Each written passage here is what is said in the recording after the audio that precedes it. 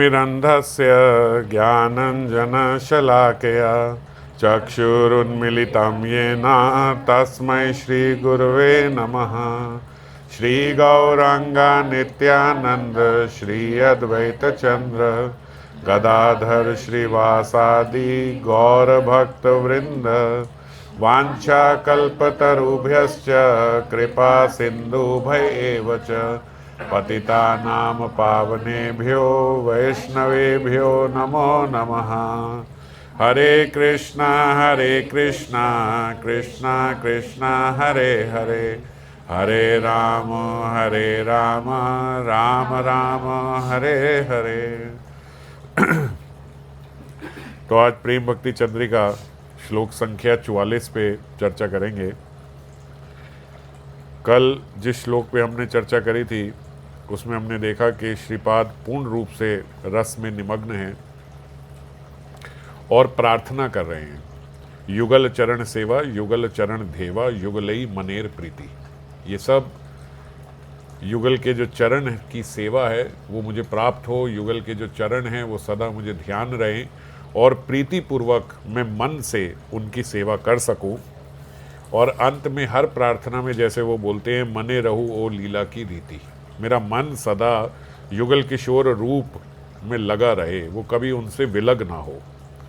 हमने चर्चा करी थी ये हम सब साधकों की ऐसी प्रार्थना होनी चाहिए, क्योंकि हम देखते हैं कि मन कुछ दिन भजन में लगता है लेकिन फिर तीव्रता से मन वापस संसार की ओर लौट आता है।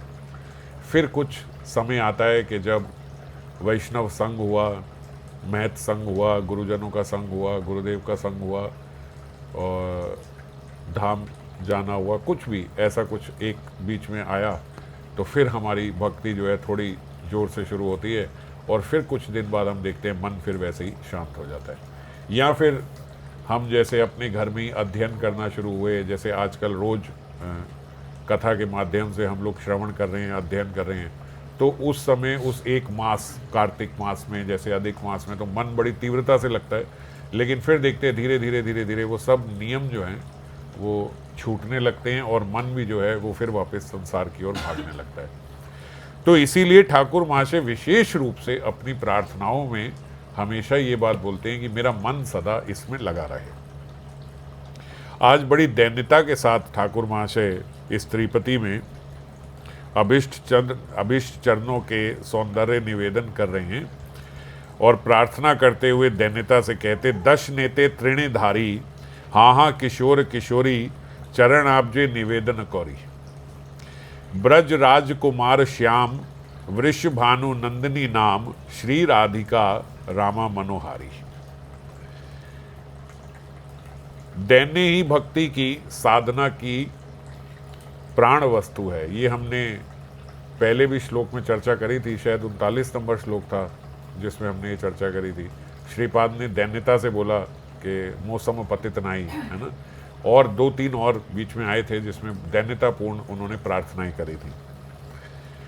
और तब हमने ये चर्चा की थी कि भक्ति अपने सोपान पे जब पहुँचती है तो दैन्यता का उद्रेक होता है, और दैन्यता जब अपनी सोपान पे पहुँचती है तो प्रेम का उद्रेक होता है।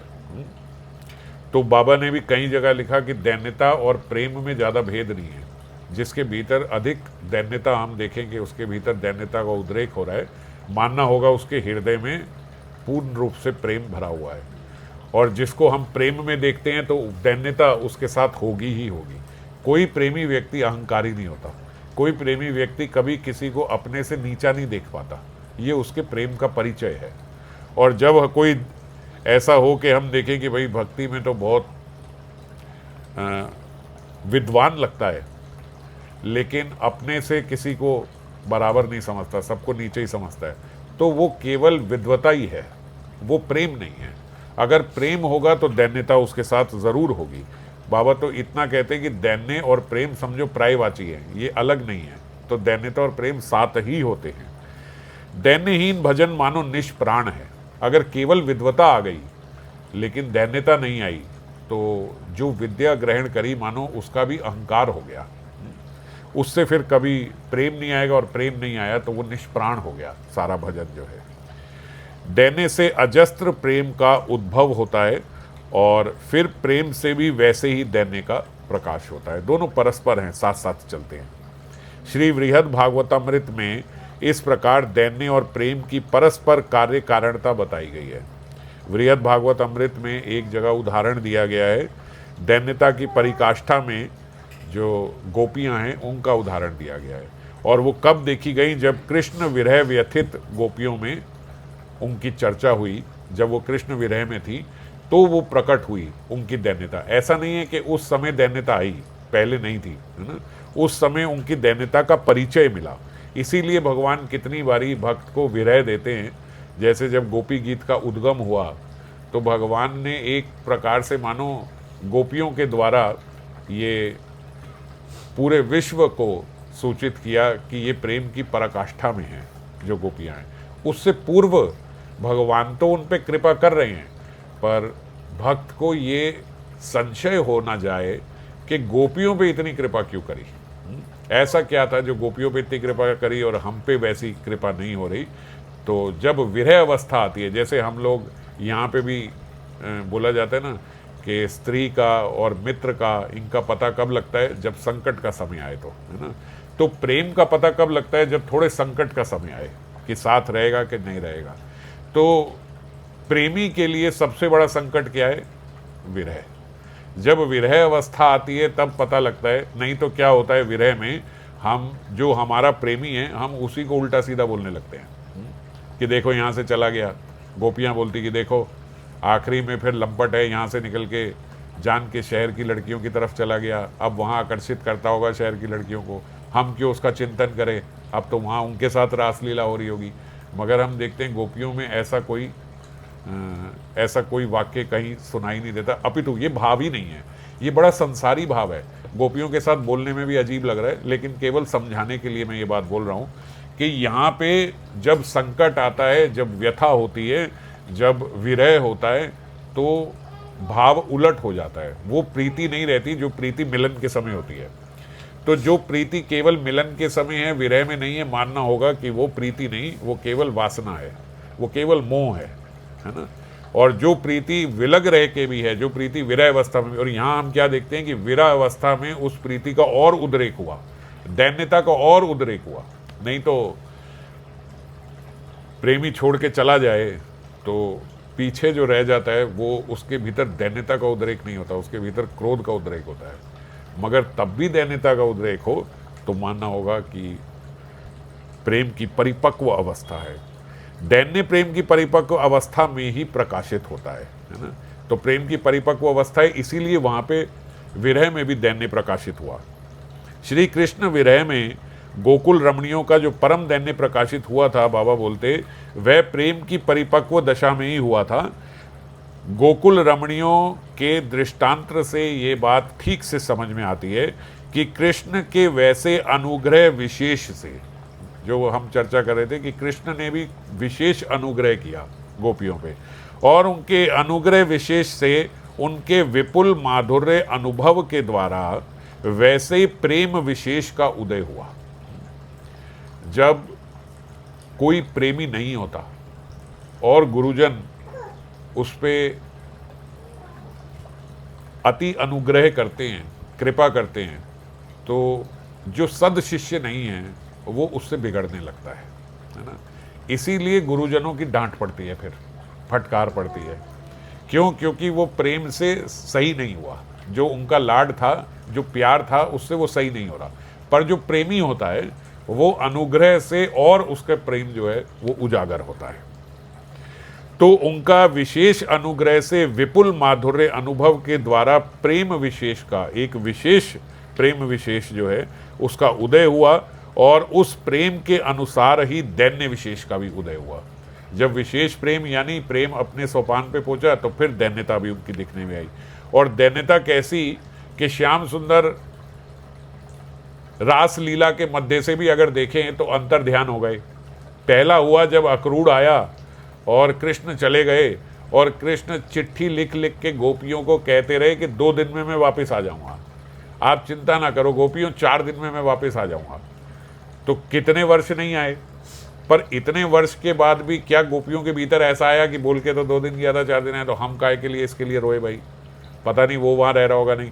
फिर जब पता लग गया कि 16,108 रानियों से विवाह कर लिया, तो गोपियाँ कहे अब हम किसके लिए रो रहे हैं? अब हम किसके लिए? देखो, बात हम पढ़ते तो हैं पर हम समझते नहीं हैं कि ये बात कैसे इतनी ऊंची है। अगर हम उस अवस्था में हों कि हमें पता लगे हमारा ही प्रेमी हमें छोड़ के गया और वहाँ जाके इतने विवाह रचा लिए, सबके साथ अलग अलग महल में विलग विलग अलग अलग इतने रूप बना के सबके साथ रह रहे, तो हमारा कितना प्रेम रहेगा उनके प्रति? कैसा प्रेम होगा हमारा? हमारा प्रेम तो बिल्कुल खत्म, बल्कि विपरीत भाव हमारा उदय हो जाएगा। मगर गोपियों का यहाँ क्या देखते हैं? दैन्य और दैन्य प्रकट हो रहा है और प्रेम प्रकट हो रहा है। तो इससे मानना होगा कि जो उन्होंने अनुग्रह किया वो ऐसे ही नहीं किया।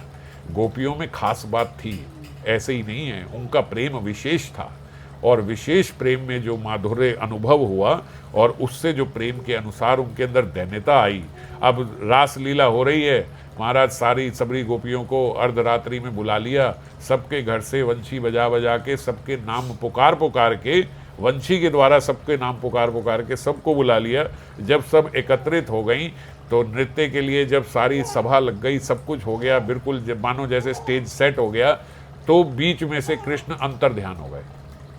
अब ये बात तो बाद में आके बताई कि भैया तुम्हारे भीतर अहमता आ गई थी, अहंकार आ गया था कि मैं तुम्हारे संग हूं, ये तो बाद में आके बताई। अब जीव को तो समझ में नहीं आता कि ये भी कोई दोष है। कभी तो आप इसको प्रीतिपूर्वक कह देते हो कि अभिमान रखो मैं तुम्हारा हूं। गोपियां कहें हमारे भीतर तो अभिमान था, आपने आज उसको अहंकार कह दिया, आप अलग हो गए। और जब अलग हो गए तो ये भी नहीं पता कि क्यों अंतर्ध्यान हो गए। तो सामान्य जीव जो होगा, जो इतना प्रेमी नहीं होगा, वो अंतर्ध्यान होने के बाद ब्लेम गेम शुरू कर देगा। ये देखो इनका क्या ये है, हम सबरी यहाँ खड़ी हैं, कोई बात हो तो बात करें। हम लोग यही बोलते भाई बात बताओ, क्या दो, आप तो गायब ही हो गए, अंतर्ध्यान हो गए, बीच रात्रि में हमें यहाँ अंधेरे में छोड़ के आप गायब हो गए। तो इस प्रकार का कोई वो नहीं, अपितु वहाँ पे जो गोपी गीत गाया गया उसमें कितनी दैन्यता और कितना प्रेम छलक रहा है। बोले आज तक ऐसा गीत दोबारा नहीं गाया गया जैसा गोपियों ने गाया। सुरत नाथ ते अशुल्क दासिका, अभी भी क्या कह रही है कन्हैया को कि हम आपकी अशुल्क दासिका हैं, निशुल्क दासिका। ऐसा नहीं है कि हमें कुछ चाहिए, हमें कुछ नहीं चाहिए, हम आपकी वो दासियां हैं जिन्हें कुछ नहीं चाहिए। कुछ नहीं का मतलब धन से नहीं है, कुछ नहीं का मतलब मन से भी है। आप अपना मन भी हमारे को ना दो चलेगा, पर आप अंतर्धान कहाँ हो गए? आप कष्ट में हो गए, अर्धरात्रि में किधर घूम रहे फिर रहे हो, कोई कांटा लग जाएगा आपके चरणों में। आप कहाँ, आपके कोमल चरण हैं, ये सब है गोपी गीत में, आपके इतने कोमल चरण हैं, आप वो कोमल चरण हमारे वक्ष पे रखते हो तो हमें लगता है आपके कोमल चरणों को पीड़ा हो जाएगी। उन कोमल चरणों से आप अर्धरात्रि में भाग गए कन्हैया, कहाँ आपको कांटा लगा रहा होगा। वरद निघ्न तो नेह किम वदः, तो ऐसी निशुल्क दासिकाओं को, अशुल्क दासिकाओं को आप कहाँ छोड़ के भाग रहे हो? आप जो कहना चाहते हो यहीं पे हमारे समक्ष रह के कहो। और उनके प्रेम और दैन्यता को देख के ही फिर वहाँ पे श्याम सुंदर प्रकट हो गए। प्रकट क्या हो गए? बोले वो वहीं पे थे, बस पर्दा हटा दिया उन्होंने जहाँ से अपने आप को ढका था। तो उन गोप रमणियों में भी राधा रानी सबसे शिरोमणि स्वरूप हैं। एक तो सब गोप रमणियों की बात हो रही है और उनमें भी उनकी शिरोमणि जो हैं वो किशोरी जी, और किशोरी जी की किंकरियां जो हैं उनमें भी उनके विरह में उनके दैन्य सिंधु का यत किंचित संचारित हो जाता है।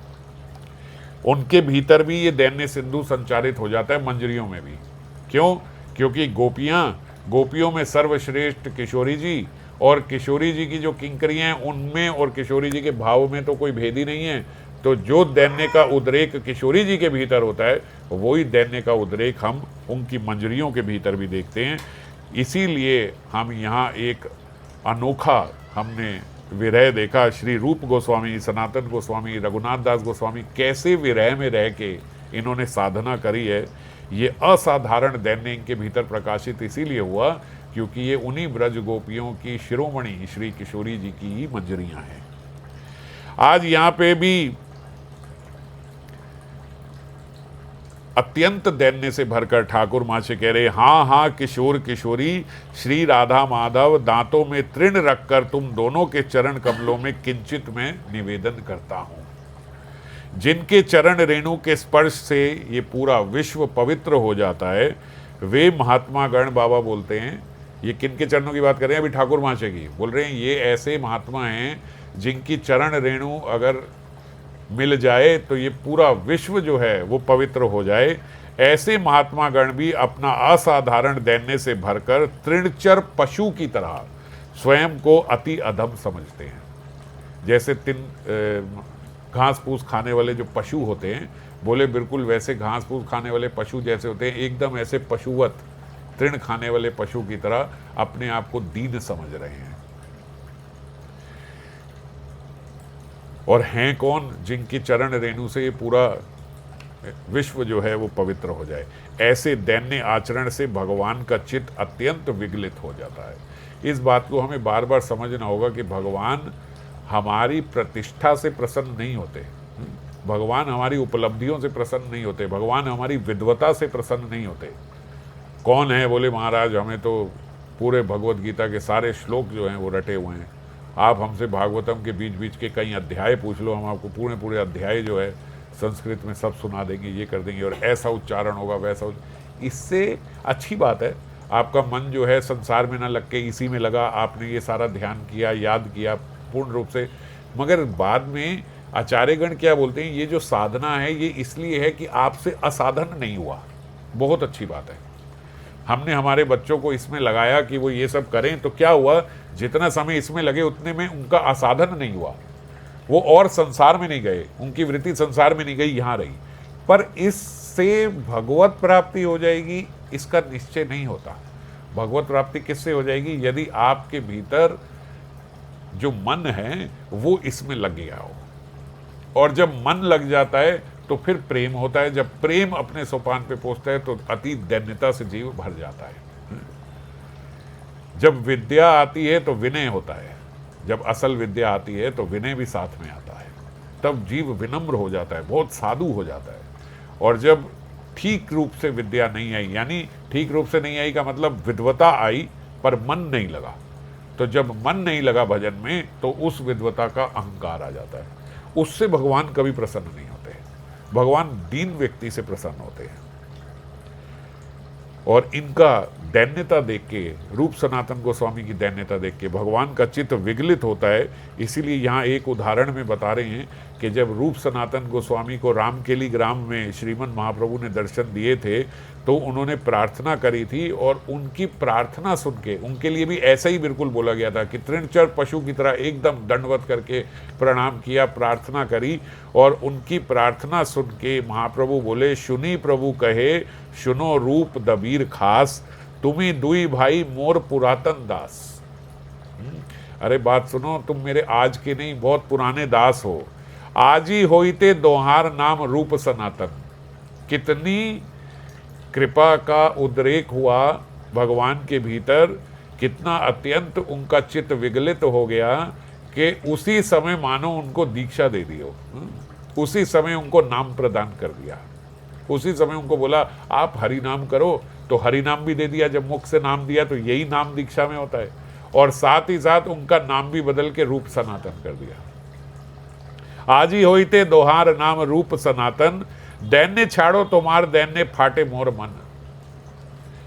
हमारे जैसे जीवों को आचार्यगण गुरुजन श्री गुरु महाराज समझा रहे हैं, भैया दैन्यता होनी चाहिए। और इतनी दैन्यता रूप सनातन के भीतर है कि साक्षात भगवान सामने खड़े होके बोल रहे हैं, इतनी दैन्यता मत दिखाओ, मेरा हृदय फटता है तुम्हारी ऐसी दैन्यता से, इतनी दैन्यता मत दिखाओ, ऐसे मत बच जाओ, मेरा दिल दुखता है इतना दैन्यता देख के। समझ रहे हो कितना बड़ा भेद है अभी हमारे भजन और उनके भजन में। श्री ठाकुर महाशय हाँ हाँ किशोर किशोरी दांतों में तृण धारण कर कर श्री युगल चरणों में जैसे ही निवेदन करने को होते हैं, वैसे ही उन्हें आज श्री युगल का स्फुरण हो गया। जैसे ही प्रार्थना करने लगे ऐसे ही उनके हृदय में साक्षात युगल स्वरूप प्रकट हो गया, और उनको देखते हुए युगल रूप माधुर्य में उनके मन और नयन डूब गए, और निवेदन वहीं का वहीं रह गया। जो प्रार्थना करनी थी, जिस प्रार्थना के लिए हाँ हाँ किशोर किशोरी पुकारा था, अब आगे देखते हैं वो प्रार्थना तो करी नहीं, वो वहीं रुक गए। क्यों? क्योंकि उनके साक्षात मन में प्रकट हो गए। ऐसा प्रतीत हो रहा है, स्फुरण हुआ, सामने साक्षात देख रहा हूं राधा कृष्ण खड़े हैं। तो जो निवेदन करना था वो तो वहीं रह गया। श्री युगल की रूप माधुरी का वर्णन करना आरंभ कर दिया। अब वो प्रार्थना ना करके अब उनके रूप माधुरी का वर्णन कर रहे हैं। पहले श्री कृष्ण की रूप माधुरी का वर्णन किया, हे ब्रज राजकुमार, ऐसा कह के, हाँ हाँ राधा कृष्ण, हाँ हाँ किशोर किशोरी, और फिर बोलते हे ब्रज राजकुमार। अब बोलते बाबा एकदम वो समक्ष आ गए, तो ब्रज राजकुमार क्यों बोला? नंद, ब्रज राजकुमार मतलब नंद राजकुमार, हे नंद नंदन, हे श्याम, हे वृषभानु नंदिनी, ऐसे नामों से पुकारने लगे। और व्रज रामाओं की मनोहरी श्री कृष्ण को नंद नंदन कह के क्यों संबोधित किया? बाबा कहते यहाँ ब्रजराज कुमार क्यों बोला इन्होंने? बोलते क्योंकि इतना हृदय उनका विगलित हो गया ठाकुर महाशय का, एकदम उनको अपने समक्ष देख के। स्फुरण में ऐसा थोड़ी लगता है कि ये स्फुरण है, स्फुरण में तो ऐसा लगता है बिल्कुल सत्य ही प्रतीत हो रहा है कि सामने आके प्रकट हो गए। तो बोलते जैसे ही देखा सामने प्रकट हो गए तो हृदय इतना प्रेम से विगलित हो गया। बोले जिन नंद बाबा ने अपने असाधारण वात्सल्य प्रेम के बल पर स्वयं भगवान को विश्व में अवतीर्ण करा दिया। उन्होंने ही तो पूर्व जन्मों में भगवान से वर मांगा ना कि आप आओ, तो बोले उन्होंने अपने जो उनका वात्सल्य था वो असाधारण था, साधारण वात्सल्य नहीं था। उस असाधारण वात्सल्य प्रेम के बल पे ही स्वयं भगवान को विश्व में अवतीर्ण करा दिया और समस्त विश्ववासियों को अप्राकृत आनंद रस में निमग्न कर दिया। उन्हीं की तो कृपा है, मनु शतरूपा की, इन्हीं की तो कृपा है कि इन्होंने ऐसा वर मांगा और आज हम लोगों को कृतार्थ कर दिया। तो इसीलिए नंदायति जगत इति नंदः। नंद कौन है? जो पूरे जगत को आनंद देने वाले हैं, उनको कहते नंद। उन्हीं आनंद देने वाले के नंदन, उन्हीं आनंद देने वाले के आनंदमय कुमार हैं श्री ब्रज कुमार, श्री ब्रजराज नंदन। तो बोले आज उनका संबोधन ब्रजराज से इसीलिए किया कि जैसे नंद महाराज पूरे विश्व को आनंद देने वाले हैं, उन्हीं के ये कुमार आज हमको भी आनंद दे रहे हैं। उसी आनंदमय पुरुष की अच्छी तरह नयनों से सेवा कर रहे हैं, नयनों से आरती उतार रहे हैं। और तभी जब उनको देख ही रहे थे तो दिगंत उज्जवल श्यामल आलोक आंखों से जा लगता है ना। जैसे उनके रूप को देखने लगे तो अब उनकी कांति जाके उनकी आंखों में लगी, और जो ही कांति लगी तो कांति देखते ही उनकी बोले हे श्याम, हे ब्रजराज नंदन, हे श्याम। और जो ही हे श्याम बोला तो इसके पश्चात बोलते राधा रानी अपने नयन चषकों से क्या देख रहे हैं कि राधा रानी समक्ष हैं और वो अपने नयन चषकों से श्याम माधुरी आस्वादन कर रही है। तो किशोरी जी को जब श्याम के रूप का, श्याम के वर्ण का आस्वादन करते हुए देखा तो उन रूप मुग्धता जो किशोरी जी हैं उनकी आंखों की ओर देखा, उनकी ओर देखा तो बोले हे वृषभानु नंदिनी नाम श्री राधिका रमा मनोहरी। वो कौन है जो उनसे आनंद ले रही हैं, जो श्याम सुंदर के रूप का आनंद ले रही हैं। आज किशोरी जी को रूप मुग्धा देख रहे हैं। भक्तों का हृदय कभी कभी ऐसे दर्शन होते हैं कि किशोरी जी के रूप का श्याम सुंदर आनंद ले रहे हैं, और कभी कभी दर्शन में ऐसा प्रतीत होता है कि श्याम सुंदर के आनंद को किशोरी जी निहार रही हैं और वो उनके रूप का आनंद ले रही हैं। यहीं पे बाबा ने बोला कि एक गोविंदास जी का पद है, उसमें भी राधा रानी एक बार अपनी सखी से कह रही, कैसे राधा रानी श्याम सुंदर के रूप का आस्वादन करती हैं, उस उपलक्ष्य में बाबा यहाँ अंत में एक पद बता रहे हैं। हेरी मुख चंद्र सुधा रस लहरी किरण ही भुवन उजोर। बोलते श्री कृष्ण के मुख चंद्र की अमृतमयी किरणों की लहरों को देखकर संपूर्ण जगत प्रकाशित हो रहा है। उनके मुख चंद्र से ही ऐसी आभा निकल रही है मानो पूरा ये विश्व जो है ये प्रकाशित हो गया है। सुधा रस लहरी किरण ही भुवन अजोर, ये पूरा भुवन किससे? हेरी मुख चंद्र, उनके मुख चंद्र से। तिरपित चाही चकोरिणी कामिनी लोचन निशि दिशि भोर। मेरी आंखें चकोर पक्षी की तरह, चकोरी पक्षी के भांति उनके मुख चंद्र को दिन रात निहारती है। जैसे चकोर जो है चंद्रमा को निहारता है, ऐसे ही बोलते तिरपित चाही चकोरिणी कामिनी लोचन निशि दिशि भोर। दिन रात मेरे नयन उन्हीं को देखना चाहते हैं, पर फिर भी तृप्त नहीं होते। सजनी अब हाम न भूजी विधान। हे सखी, ये मैं विधाता की व्यवस्था को समझ नहीं पाती हूँ। ये ब्रह्मा ने क्या आंख बनाई मैं समझ नहीं पाती हूँ। ये पूरे विश्व को बनाने वाले को ये समझ नहीं आई, कैसी बना दी उन्होंने हमारी आंखें। इतने आनंदमय रूप को देखने के लिए विधाता ने आंखें बनाई हैं। किस लिए बनाई हैं? ये आंखों की साक्षात्कारता क्या है कि हम इससे साक्षात हरि के दर्शन कर पाएं। अतिशय आनंदे विधिनी घटाओल हेरई ते झरे नयन। लेकिन परंतु इसमें आंसू डाल दिए। जैसे ही हम देखती हैं तो आंसू बहने लगते हैं और दर्शन में बाधा उत्पन्न हो जाती है। फिर दारुण देव कयल दुहु लोचन ताहे पलक निर्माई। अब आंसुओं से भी कह रहे उनका मन नहीं भरा, तो क्रूर भाग्य ने देखो आंखें तो दी किंतु उनमें पलकें भी बना दी। अब पहले तो अश्रु जो है, अगर हम कई बार ऐसा होता है कि दर्शन कर रहे हैं और दर्शन करते करते अश्रु आ जाए तो तुरंत ऐसा होता है कि क्योंकि दर्शन सब धुंधले हो गए, जैसे ही अश्रु आ गए। अब बोले वो साफ करती हैं तो ये आंखें इतना झपकती हैं, ये पलकें बना दी। हम साधारण जीवों को आंख कब पलक झपक जाती है हमें पता भी नहीं लगता। इतना 1/10 ऑफ अ सेकेंड है ना, एक निमिष। और उनकी बोलते जब आंख झपकती है तो वो भी उन्हें लगता है कि जैसे एक युग बीत गया। अरे कन्हैया के दर्शन हो रहे थे और बीच में ये बंद हो गया। अब ये समझ के बाहर है, साधारण जीव की समझ के बाहर है। प्रेमी की क्या दशा होती है? प्रेमी कहता है आपने आंख जो है ऐसे, ब्रह्मा जी क्या आंख बना दी, इसको झपकवाने की क्या जरूरत थी आपको? है आप बनाना चाहते तो ऐसे बना सकते थे कि आंख ऐसे रहती, मगर आपने ये बार बार झपकाने वाला जो कर दिया, मानो जैसे ठाकुर जी के दर्शन करने जाएं और बीच बीच में जब पर्दा लग जाता है ना, तो विघ्न आ जाता है कि भैया इतने दर्शन हो रहे थे, क्या बीच में पर्दा लगा देते हो। तो ऐसे ही बोले आपने आंखों के आगे ये पलकें बना दी। ऐसी दशा में मैं उस मुख चंद्र के निरंतर कैसे देखूं? कई छे हेरब मुख चाहिए, मैं कैसे देखना भी चाहूं तो उनको कैसे देखूं? ताहे गुरु दुरुजन लोचन कंटक संकट कंतहु विथार। ये प्रेम की भाषा है, इसको अन्यथा न लेना। फिर ऊपर से बड़े बूढ़े और विरोधी लोग आंखों के कांटे बनकर बाधाएं खड़ी कर देते हैं। तो ये लोग क्या है, बोले ऊपर से पहले आंख में आंसू, फिर आंख में पलके, और फिर ये बड़े बूढ़े आंख में कांटे भी बन जाते हैं कि ये देखने नहीं देते। क्यों नहीं देखने देते? बोले कुलवदी वाद विवाद करत कत धैर्य लाज विचार। कुल मर्यादा है इनके सामने, लोक लाज है, फिर कुछ करो तो तर्क वितर्क है।